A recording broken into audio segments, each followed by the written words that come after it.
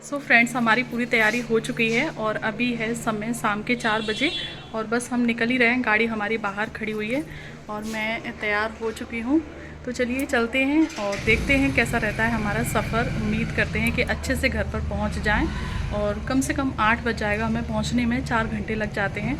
तो चलिए चलते हैं। तो फ्रेंड्स, यहाँ पे सामान रखा जा रहा है गाड़ी में। जो भी सामान हमें यहाँ से गांव लेकर जाना है तो उस सामान को हम रख लेते हैं।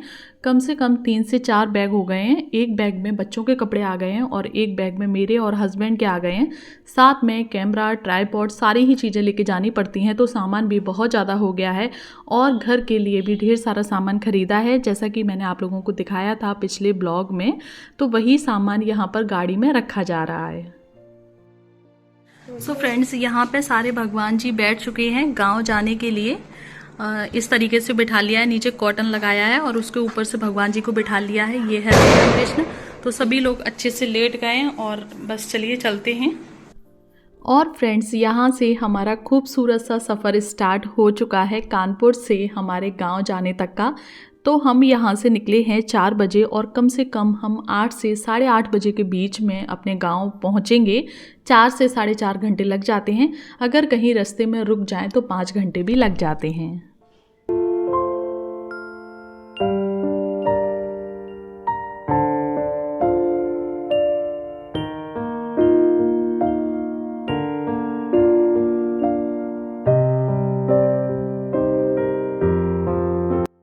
तो फ्रेंड्स, हमने 1.5 घंटे का सफ़र तय कर लिया था और उसके बाद हम रुक गए हैं एक चाट वाली ठेली पर। यहाँ पे जिसका जो मन है वो खा लेगा, क्योंकि खाना खाने का किसी का भी दिल नहीं था। हल्का फुल्का सा जिसे चाट खानी है या फिर जिसे पानी वाले बताशे खाने हैं तो वो यहाँ पे अपना एंजॉय कर रहे हैं।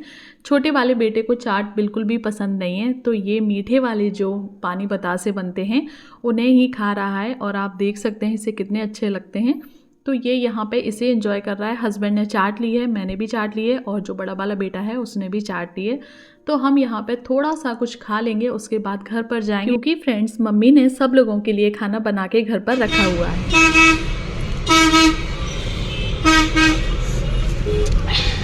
क्यों, मिर्ची ज़्यादा है?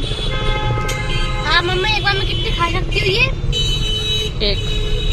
और आप 5 से बोल दीजिए, मैं आपको अभी अपना दे देता। अभी अभी अभी आपको दे देता।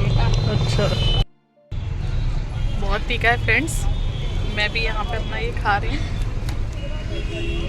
चाट खाने के बाद हम फिर दोबारा से अपने सफ़र की ओर चल पड़े हैं। जैसा कि मैंने आपको बताया कि 1.5 घंटे का सफ़र तय कर लिया था हमने पहले, उसके बाद ही हम चाट वाले की दुकान पर रुके थे। और अब समय हुआ है रात के 8:30 और हम अपने गांव पहुंच चुके हैं। ये हमारे गांव की ही खूबसूरत गलियां हैं। मुझे गांव में बहुत ज़्यादा ही अच्छा लगता है। ये जैसे ही मेन रोड है वहाँ से अंदर जाने तक की रोड है और यहाँ से ये जो रोड है ये मेरे गांव की यानी कि मेरे घर की रोड है। और सिर्फ इस वाले मकान को निकलते ही मेरा खूबसूरत सा गांव वाला घर आ गया है। यहाँ पर पहले से ही मम्मी, पापा, ताऊ, ताई सभी लोग हमारा बेसब्री से इंतज़ार कर रहे थे। जैसा कि मैंने आपको बताया कि यहाँ पे हम 3 बहनें हैं, चाचा की और ताऊ की, जो हम एक ही घर में हैं। और यहाँ पे ये उनकी बेटियां हैं, ये मेरे ताऊ ससुर हैं जिनका आशीर्वाद ले लिया है। और इधर ताई सास खड़ी हैं और ये है मेरे ननद का लड़का जिसका नाम है ऋषु। और फ्रेंड्स, घर पहुंचने के बाद कुछ भी शूट नहीं कर पाई, क्योंकि सारे लोग जब मिल जाते हैं तो कैमरा उठाने का समय नहीं मिलता है। इनफैक्ट याद ही नहीं रहता कि हमें वीडियो भी बनानी है। और उसके बाद शाम को खाना पीना हुआ और सब लोग सो गए। ये है नेक्स्ट मॉर्निंग, दिवाली वाला दिन, और ये है मेरी छोटी बहन का लड़का। और आप देख सकते हैं कितना क्यूट है। ये अपनी गाड़ी पर सुबह सुबह खेल रहा है। और जैसा कि मैंने बताया ये मेरी ताई सासू माँ हैं, तो ये इसे खिला रही हैं। और अब मैं भी यहाँ पे नहा के आ गई हूँ, क्योंकि आज पूजा होगी। जितने भी देवी देवता हैं हमारे यहाँ, तो आज के दिन सबकी जो अठबरियाँ होती हैं, 8-8 पूड़ी होती हैं, वो सबको भोग लगेगा। तो यहाँ पे सबसे पहले नहा के मैं आ गई हूँ खीर बनाने के लिए। मम्मी ने बोला था कि गैस पे बना लो, लेकिन नहीं, गांव आने के बाद जो गांव की फ़ील होती है चूल्हे पे खाना बनाना, तो वो सारी चीज़ों को फ़ील करने में मुझे बहुत ज़्यादा ही अच्छा लगता है। तो यहाँ पे दूध चढ़ा दिया है खीर के लिए और अब यहाँ पे मैं चावलों को भी बीन लेती हूँ। ऐसा नहीं है कि गांव में किसी चीज़ की सुविधा नहीं है, हर चीज़ है, लाइट है, घर की समर है, घर की सारी चीज़ें हैं, घर पर गैस है, इंडक्शन है, आपका जहाँ चाहे आप वहाँ खाना बना सकते हैं। लेकिन चूल्हे पे खाना बनाने का एक अलग ही मज़ा है। तो मैं जब भी गाँव आती हूँ मैं हमेशा ही चूल्हे पर खाना बनाती हूँ। दादी पूजा करके आई हो ना? अभी हाँ अरे लगा का बूढ़े बारे में फोटो। ये मेरी बूढ़ी दादी है, अभी पूजा करके आई हैं। कुछ तो बोलो, पूरी चुप हो गई। बोले अभी मैं पूजा करके आई हूँ मंदिर से। अरे मेरे लड्डू अनिता बहुत अच्छा मेरा बेटा। तो फ्रेंड्स खीर को एक साइड में चढ़ा दिया है और अब मैं यहाँ पे आटा भी लगा लेती हूँ। तो आज 2 तरीके का आटा लगेगा, एक पूड़ियों के लिए और एक कचौड़ियों के लिए। तो आटा को लगा के रख देते हैं और उसके बाद अब मैं आ गई हूँ इंडक्शन के पास। तो यहाँ पे आज हम बनाएंगे दही आलू। हमारे यहाँ पर इन्हें मठे के आलू कहा जाता है, आपके यहाँ पे पता नहीं क्या कहते हैं। तो आप मुझे कमेंट करके ज़रूर से बताना। जो आलू होते हैं उन्हें पहले बॉयल किया जाता है और कढ़ाई में थोड़ा सा ऑयल लेते हैं, उसमें हींग, जीरा, मेथी डालते हैं और उसके बाद में हल्दी, मिर्ची, धनिया को पानी में घोल के डालते हैं। बॉयल किए हुए आलूओं को डालते हैं और उसके बाद हम इसमें डालते हैं छाछ, मठा, या फिर आपके पास दही हो तो आप अच्छे से उसे मथ लीजिए और उसके बाद आप दही से भी मठे के आलू बना सकते हैं।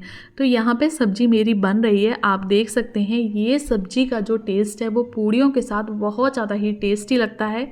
इस सब्जी को चाहे आप पूड़ियों के साथ खाइए और या फिर आप कचौड़ियों के साथ भी खा सकते हैं। इसे बहुत ज़्यादा ही टेस्टी लगते हैं। जब आप मार्केट से दही लाकर या फिर मठा लाकर इस सब्जी को बनाते हैं तो इतनी ज़्यादा टेस्टी नहीं बनती है। तो यहाँ पे मेरी सब्जी बन रही है। सो गाइस मैं तैयार हो गई हूँ। ये है मेरा कुर्ता, ये पजामा। मैं बहुत जिद कर रहा था, मैं कुर्ता पजामा ही पहनूंगा जैसे मैं नंगा।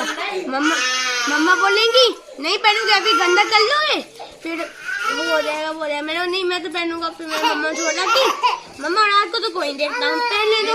तो जैसे मैंने पहना, लब्बू नहीं पहन लिया। क्या बोलते हैं इसको? बर्फी, टॉफी की बर्फी। ये लब्बू का कुर्ता पजामा।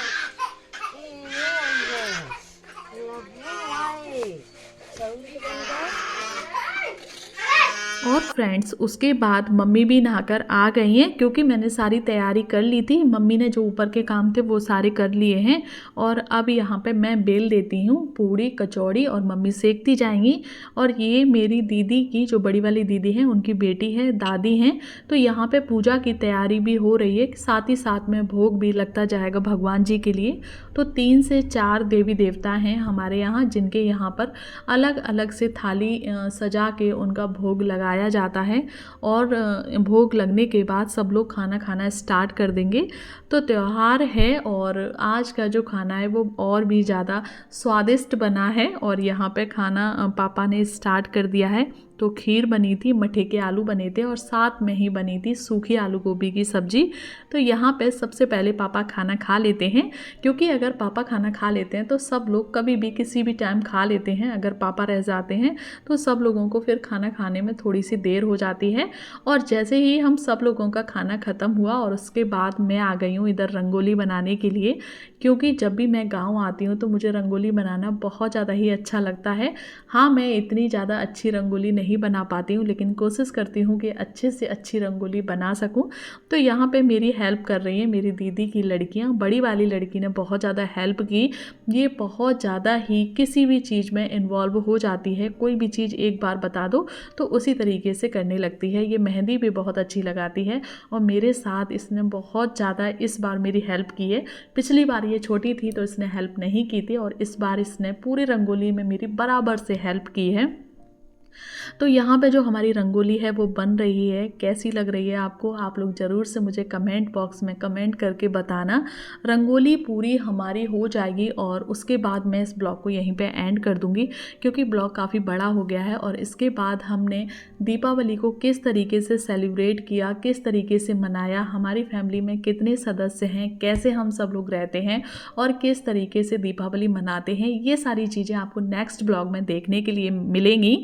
और ये देखिए हमारी रंगोली आपसे बात करते करते आधी से ज़्यादा बन चुकी है। अब जो इसका फाइनल रह गया है वो है दीपक बनाना, क्योंकि दीपावली है और दीपावली पर रंगोली में अगर दीपक ही ना बने तो किस बात की रंगोली। मैं हमेशा ही कोशिश करती हूँ कि जब रंगोली बनाऊँ तो लास्ट में दीपक ज़रूर बनाऊँ, और उसके ऊपर जब दीपक रखे जाते हैं तो रंगोली दिखने में बहुत ज़्यादा ही सुंदर लगती है। तो देख सकते हैं पूरी ही रंगोली में मेरी इस दीदी की लड़की ने बहुत ज़्यादा ही हेल्प की है। इसका नाम है तमन्ना और ये क्लास 6th में पढ़ती है। इस रंगोली को बनाने में मुझे 2 से ढाई घंटा लग गया है, क्योंकि रंगोली काफ़ी बड़ी है और कैमरे में ये आपको छोटी लग रही होगी, लेकिन ये काफ़ी बड़ी है, क्योंकि जो मेरा आंगन है यानी कि बाहर वाला तो वो काफ़ी बड़ा है, तो उस पूरे ही आंगन में मैं इसे बनाती हूँ। तो इस तरीके से जो हमारी रंगोली है वो बनकर तैयार होगी। और लास्ट में अंधेरा हो रहा था तो मुझे अंदर भी तैयारी करनी है पूजा की, तो मैं यहाँ पे बच्चों के ऊपर छोड़ देती हूँ, क्योंकि दीपक ही भरने के लिए रह गए थे। तो सारे बच्चों को बता दिया है कि किस तरीके से दीपकों को भरना है, तो बच्चे सेम उसी तरीके से सारी ही रंगोली को कलर से फिल कर देंगे। तो फ्रेंड्स अब मैं इस ब्लॉग को यहीं पर एंड करती हूँ। उम्मीद करती हूँ कि आपको आज का ये ब्लॉग पसंद आया हो। नेक्स्ट वाले ब्लॉग को ज़रूर से देखिएगा, बहुत ज़्यादा ही इंटरेस्टिंग होने वाला है। नेक्स्ट वाले ब्लॉग को देखने के लिए चैनल को ज़रूर से सब्सक्राइब करें, ये टोटली फ्री है। और मैं कोशिश करती हूँ कि आप लोगों के लिए अच्छे अच्छे ब्लॉग अपने इस चैनल पर लेके आ सकूँ। कोशिश करती हूँ कि बेहतर से बेहतर चीज़ें मैं आपको बता सकूँ, सिखा सकूँ, और कोशिश करती हूँ कि जो मेरे ब्लॉग हैं वो आप लोगों को पसंद आए। तो ठीक है, अब मैं चलती हूँ, कल फिर दोबारा से मिलूँगी ऐसे एक नए ब्लॉग के साथ। तब तक के लिए bye bye, take care all of you. जय हिंद, जय भारत, हर हर महादेव, श्री शिवाय, नमस्तोभ्यम।